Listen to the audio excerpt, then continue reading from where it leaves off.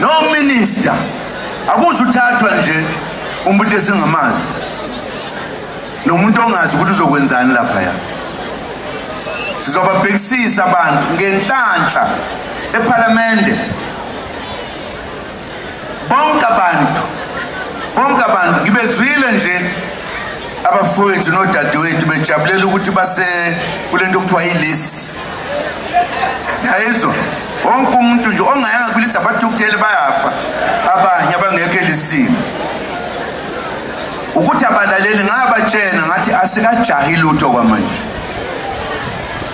Utsheni ndampela ngizophula imithetho noma ngabe kuthiwa i-IC uyoyiphula for sure.